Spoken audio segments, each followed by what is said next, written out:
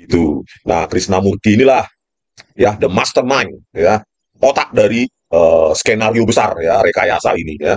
Terlepas dari siapa yang menyuruhnya ya, apakah ada lagi the mastermind di atas Krishnamurti ini, biarlah dia yang berbicara nanti di pengadilan ya ketika sudah dipecat dan dipidanakan oleh Kapolri ya. Yang pasti dia mengkoordinasi semua ya, apa peran-peran itu ya, sehingga berhasil ini rekayasa maha brutal ya sepanjang sejarah manusia pernah ada ya. Jadi ya kita tetap menyarankan ini kepada Krishnamurti ya, tidak ada apa namanya kata terlambat untuk meminta maaf, untuk mengakui salah semua perbuatanmu ya, daripada yang ditambah Halo malu. teman-teman, ketemu lagi dengan channel saya Kompas Informasi. Channel yang selalu akan membahas tentang berita-berita dan informasi yang lagi viral dan yang lagi diserap atau dikonsumsi oleh publik ya teman-teman ya. Tentunya netizen juga masih banyak sekali pertanyaan-pertanyaan tentang mengenai keadilan atau tentang kasus Jessica Kumala Wongso ya teman-teman ya. Nah, di sini yang akan menjadi pembahasan ini lebih seru ya, di sini sebuah rekayasa yang tak pernah terbongkar ya sepanjang sejarah teman-teman. Ini sangat tragis dan ini mungkin menarik sekali ya teman-teman ceritanya ya. Dan sebelumnya saya akan menyapa teman-teman terlebih dahulu yang berada di manapun ya, yang dari Sabang sampai Merauke dan yang berada di luar negeri ya, tentunya yang ada di Nusantara ini dan di Republik ini. Mudah-mudahan kalian semuanya dalam keadaan sehat, baik-baik, dan selalu ada dalam lindungan Tuhan Yang Maha Esa ya teman-teman ya.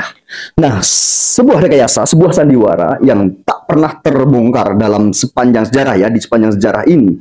Kenapa dibilang sepanjang sejarah? Karena dari vonis hingga detik ini tuh sudah berjalan 8 tahun ya teman-teman ya. Akan tetapi tidak pernah tersentuh hukum sedikit pun, walaupun banyak sekali ya, berbulan-bulan ini bukan orang-orang kecil atau orang-orang jelata, rakyat jelata seperti saya yang menggembar-gemborkan ya. Ada beberapa ahli, ada beberapa kuasa hukum Jessica Kumala Wongso. Ini orang-orang besar semua, orang-orang yang ngerti tentang hukum. Ini adalah orang-orang elit ya teman-teman ya.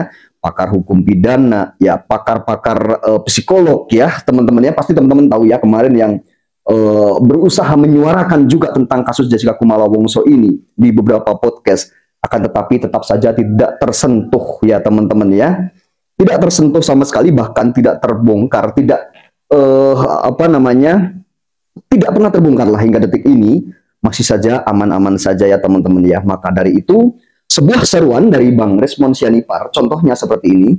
Kita akan bongkar lagi, lebih kita spesifikkan lagi ya pembagian peran dalam rekayasa ini yang dikoordinasi oleh Krishnamurti ya, Direktur Reskrimum Polda Metro Jaya 2016. Dia membagi peran ya.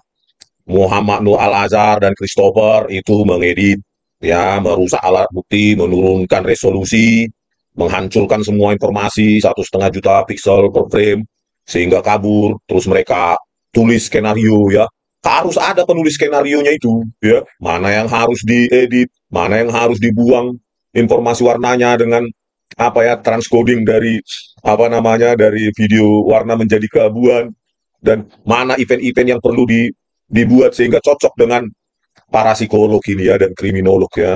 Dan peran para jaksa adalah untuk meyakinkan hakim ya dengan teatrikal mereka, sandiwara mereka dalam menanya terutama ini para saksi ahli digital forensik ya, rekayasa itu ya, supaya hakim semakin yakin bahwa meskipun dia lihat kabur-kabur itu, mereka wah sudah otentik kata ahlinya ya kan gitu. Nah, Krishnamurti inilah ya the mastermind ya, otak dari skenario besar ya rekayasa ini ya. Terlepas dari siapa yang menyuruhnya ya, apakah ada lagi the mastermind di atas Krishnamurti ini, biarlah dia yang berbicara nanti di pengadilan ya ketika sudah dipecat dan dipidanakan oleh Kapolri ya. Apakah skenario rekayasa ini benar-benar murni inisiasi dia, atau ada yang menyuruh dia ya, karena dia punya atasan lagi kan di atas komando dia ya, biarkanlah dia yang mengungkap itu.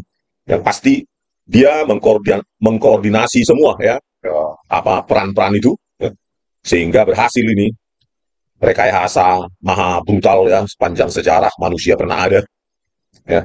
Jadi ya kita tetap menyarankan ini kepada Krishnamurti ya, tidak ada apa namanya kata terlambat untuk meminta maaf, untuk mengakui salah semua perbuatanmu ya. Daripada ini tambah malu ya, semakin banyak dipublikasi video ini, belum lagi ditulis dalam media apa online, ya sebaiknya Anda segera mengaku ya. Karena tidak ada lagi ruang bagi Anda ini untuk mengelak ini ya. 37 bukti ilmiah saya. Kalau Anda ada ruang dari kemarin-kemarin ya, ruang untuk kalian menghindar, mengelak, ya sudah muncul lah kalian bahkan menersangkakan saya kan. Karena sudah tidak ada lagi, ya sudahlah. Inilah waktunya Anda berubah ya, mengaku salah, siap bertanggung jawab ya kan. Kalau sudah Anda dihukum, menyelesaikan hukuman Anda di penjara kan sudah apa namanya, sebagai pelajaran juga bagi orang-orang lain yang berpikir untuk merekayasa demi karirnya gitu. Kalau Anda sudah menjalaninya hukuman itu ya sesuai dengan nanti peran Anda dibongkar di pengadilan, maka ya Anda berhak menjadi warga negara biasa lagi yang bebas kan gitu. Tetapi Anda harus menjalani hukuman dulu. Karena apa? Ya, karena ini sudah sangat brutal ini perbuatan Anda ya.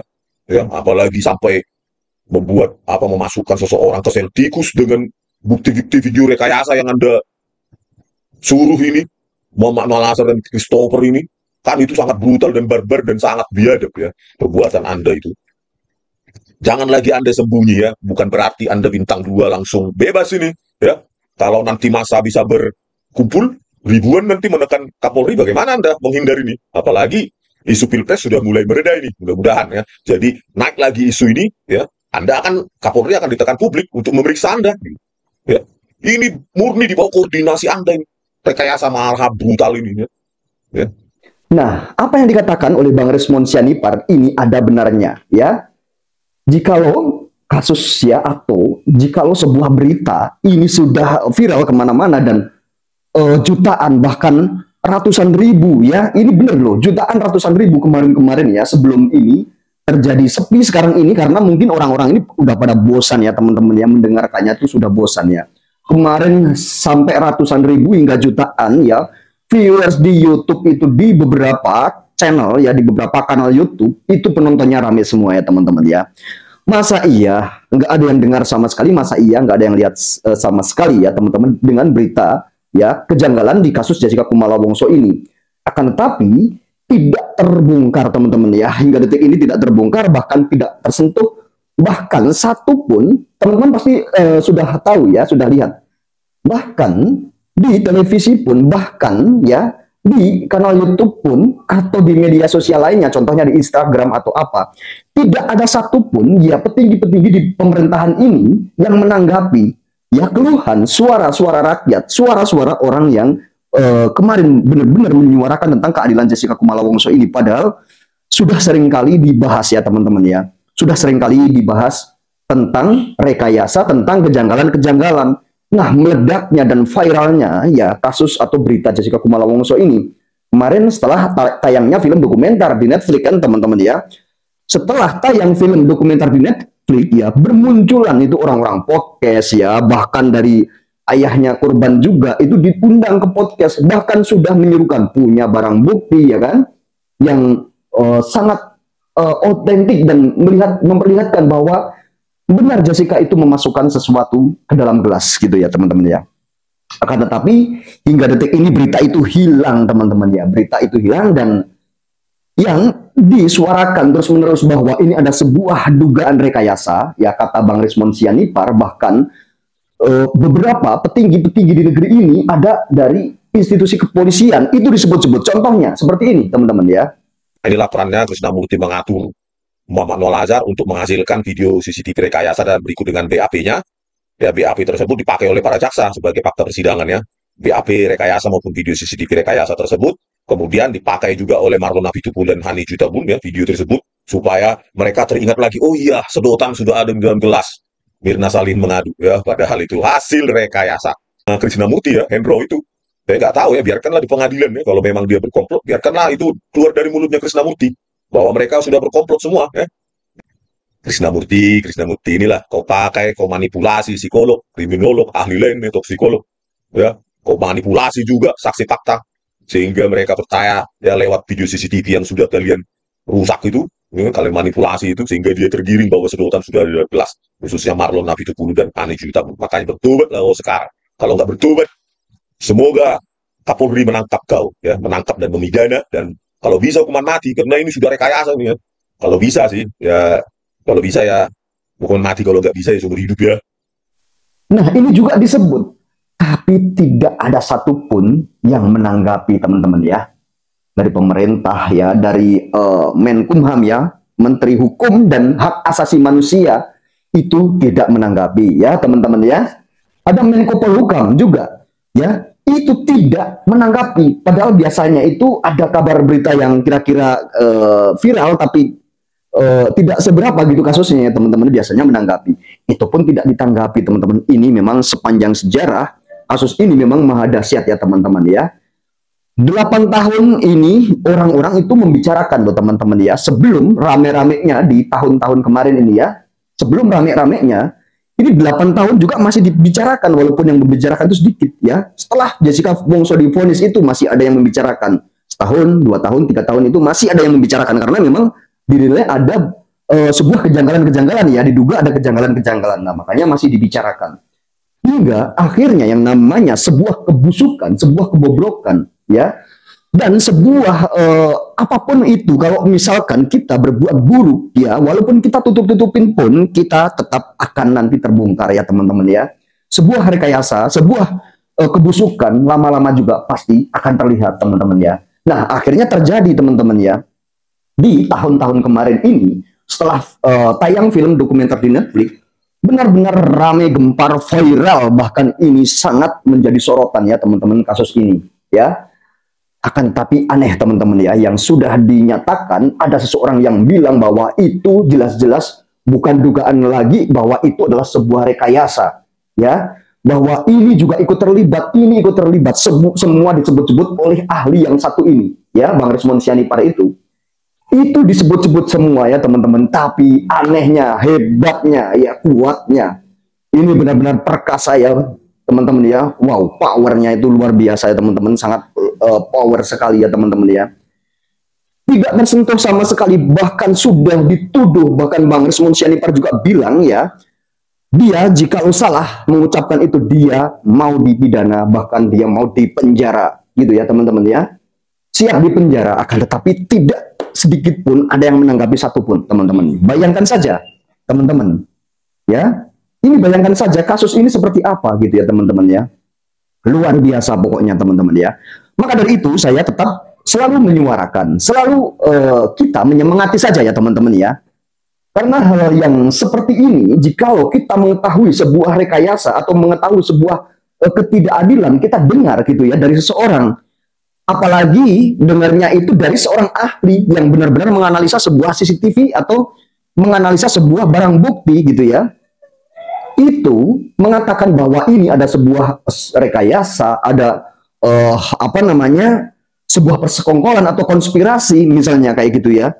Wow, merinding teman-teman. Saya sebagai manusia ya, saya sebagai manusia yang punya akal ya teman-teman, jikalau saya melihat suatu apa namanya, ketidakadilan yang dirasakan oleh saudara kita, teman kita ya di negeri ini, tentunya saya juga akan tergugah hati saya ya. Saya juga tetap akan tersentuh hatinya. Tetap saya akan menyuarakan, karena saya memposisikan diri saya ini tetap jadi posisi seseorang yang menjadi korban sebuah rekayasa misalnya. Saya tetap akan memposisikan. Saya selalu membayangkan seandainya saya jadi dia yang menjalani hukuman selama bertahun-tahun tapi tidak bersalah. Coba seperti apa perasaan saya ya? Saya harus mengadu ke siapa? Ya, mengadunya paling sama Tuhan. Ya kan, karena teriak-teriak sudah melakukan langkah apapun, juga melakukan upaya-upaya apapun, dari PK, dari banding pun ditolak terus. Bagaimana coba bayangkan, stres gak?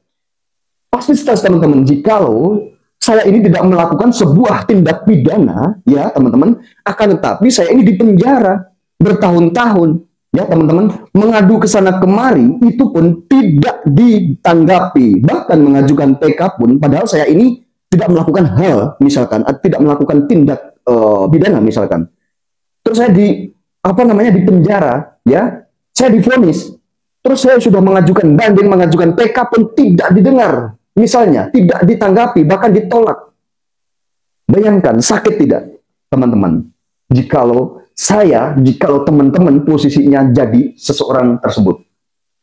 Luar biasa teman-teman ya. Maka dari itu, kalau saya bisa memposisikan saya menjadi seseorang yang menjadi seseorang yang terkriminalisasi tersebut, betapa hancur hati saya. Bukan saya saja yang hancur, atau bukan seseorang itu yang menjadi korban yang hancur, pasti keluarganya, ya, saudaranya, semuanya juga hancur, teman-teman ya.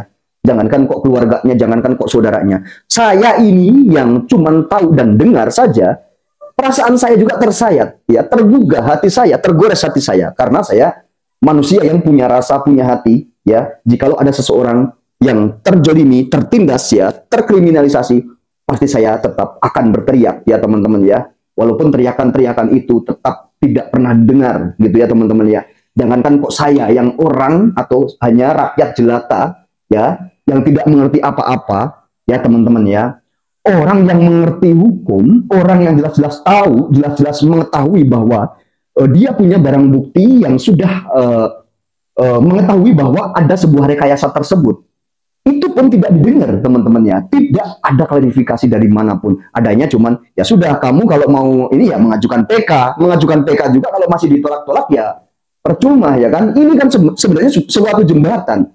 Kita berbicara seperti ini ya biar orang-orang petinggi-petinggi ini sebelum, ya, kayak kuasa hukum Jessica Kumala Wongso mengajukan PK, biar mengetahui dulu, biar melihat, oh ternyata ini di kasus ini ada sebuah kejanggalan, coba nanti diperiksa kejanggalan ini dengan teliti, kan gitu.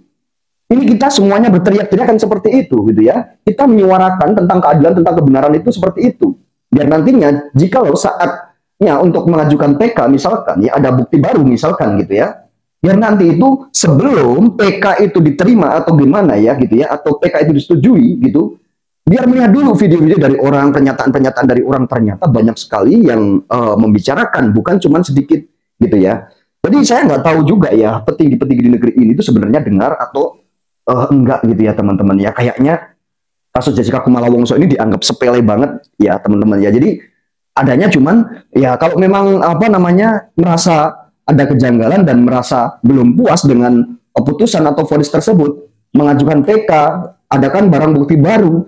Cuman begitu saja teman-teman, paling seperti itu saja tanggapannya itu. Itu pun saya cuman baru lihat di satu orang doang ya, itu dari namanya petinggi Jaksa Agung kayaknya itu kemarin itu dari yang Bapak Ketut siapa itu gitu.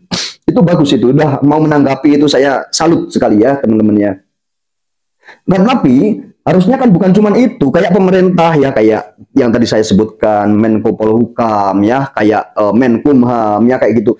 Ini karena menyangkut hak asasi manusia juga loh teman-teman loh. Jessica Kumala Wongso ini waktu di penjara itu teman-teman pasti tahu, dimasukkan di sel tikus itu 4 bulan, itu sebenarnya udah melanggar HAM teman-teman ya. Itu sebenarnya udah melanggar HAM juga itu. 4 bulan, bayangkan ya teman-teman, bukan sedikit ya.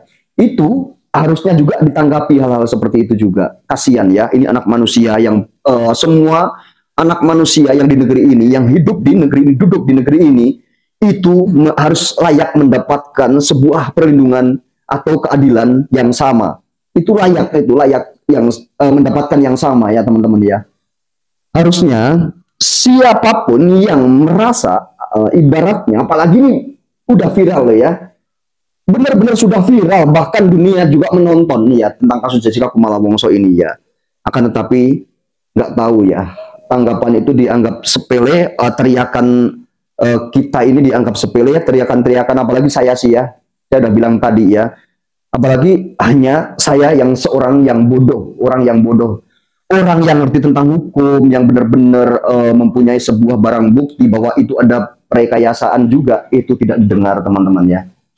Nah, inilah kita itu hidup di negeri kita ini seakan-akan seperti numpang, teman-teman ya. Jadi seakan-akan itu kita itu seperti numpang. Kita itu kayaknya tidak punya negeri ini, yang punya hanya petinggi-petinggi saja. Gitu, itu yang membingungkan itu seperti itu, teman-teman ya. Jadi rakyat, coba keluhan rakyat, apalagi sudah viral, kecuali tidak viral ya, kecuali cuman yang menyuarakan itu 10, 20, 100 jutaan umat manusia, jutaan manusia itu menyuarakan ya. Hampir semua kanal YouTube itu rame semuanya itu di tahun kemarin yang pas meledaknya dari film dokumenter dari Netflix itu ya, yang berjudul High School itu meledak, semuanya meledak ya, nggak ada yang nggak meledak. Benar-benar menjadi sebuah kasus yang sangat fenomenal ya, tetapi tetap tidak ada tanggapan ya. Saya masih yakin dan berharap kepada pemerintah, mudah-mudahan pemerintah, petinggi-petinggi ini ya yang berwenang untuk mengayomi masyarakat, melindungi masyarakat, menanggapi aspirasi-aspirasi masyarakat, menanggapi keluhan-keluhan masyarakat. Saya sangat berharap sekali agar kalian-kalian petinggi-petinggi di negeri ini, kalian yang selalu disembah, selalu dijunjung sama masyarakat, yang selalu ya diagung-agungkan sama masyarakat, kalian semuanya saya mohon ya, tanggapi sebuah kasus-kasus yang seperti ini, itu ditanggapi agar masyarakat juga nanti setelah ditanggapi itu lega ya. Kalian cuma menanggapi itu sudah seneng ya. Kalau melihat dari komentar-komentar video yang tentang Jessica Kumala Wongso ini, pemerintah ini pada diam semua. Komentar itu hampir rata-rata seperti itu ya. Kemana Bapak Presiden, kemana Menko Polhukam, kemana Menkumham? Itu rata-rata pengen penjelasan, rata-rata pengen ditanggapi, akan tetapi tidak pernah ada tanggapan sama sekali. Dan sekarang itu penonton di YouTube juga sekarang itu udah sepi karena apa? Ya, sudah bosan, sudah malas ya. Sudah malas gitu. Kita pengen menyuarakan juga malas karena menyuarakan juga tidak didengar gitu ya. Ibaratnya kita ini cuma teriak-teriak, kita nabuh genderang, tapi orang-orang yang dengar suara genderang itu tutup telinga gini. Jadi kan tidak dengar ya. Tutup telinga, tutup mata gitu. Tidak pernah mau melihat genderang itu, tidak pernah mau mendengar suara genderang itu ya. Jadi diabaikan. Jadi orang-orang juga yang tadinya menyuarakan karena kayak kita ini tidak punya kemampuan apa-apa, tidak punya kekuatan apa-apa, tidak didengar ya. Kita mau mengadu sama siapa kalau tidak didengar kan gitu. Saya berharap ya kayak pemerintah, petinggi-petinggi di negeri ini, mudah-mudahan rakyat ini ya tolong ya dengarkan semua keluh kesahnya, teriakan, aspirasinya, apa yang jadi keinginan masyarakat itu paling tidak sedikit banyaknya itu ditanggapi ya. Oke, saya masih berpositif ya, nanti pemerintah masih bisa menanggapi ya. Oke teman-teman semuanya, dan mungkin sampai di sini, dan mudah-mudahan informasi-informasi seperti ini bisa bermanfaat buat kita semuanya ya teman-teman ya, dan sampai ketemu di video saya selanjutnya.